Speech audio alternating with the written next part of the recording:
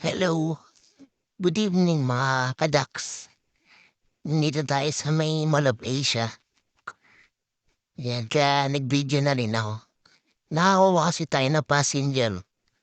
Robinson Palapala to SM Mall of Asia. Kaya ito, sinamantala na natin. Nag-video na tayo. Diba, minsan lang kasi tayo dito makapag-atid. So ito na yung pagkakataon. Ayun mga kadaks, pabalik na tayo ng Cavite. May mga pumapasok sa atin kanina. Puro palayo. Wala ako sa mood eh. Mas gusto kong doon na lang magpaikot-ikot sa Cavite. Kaya pinatay ko muna ang apps ko. Tapos ito. May naisip nga pala ako. Gusto kong madaanan yung daanan dito sa may bandang Pitex. Yung labas sa pote na. Di pa kasi ako doon nakakadaan eh.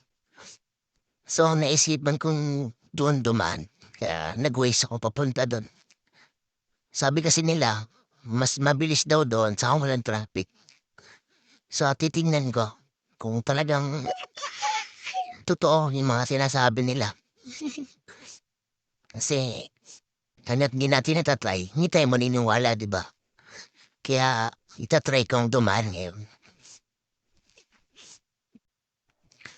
Ayun, nakadaan na tayo doon sa ni Pitex ang labas ni Sapote. Hindi ko lang na-video kasi padilim eh.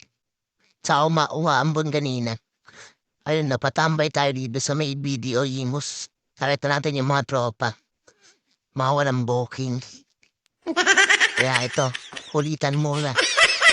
Makikimarites tayo dito kung anong balita. Ayan, may mga movie, tsaka angkas. Tsaka may mga habal-habal. Mga tropa natin dito sa may BDO Imus. So, ayan, puro tambay.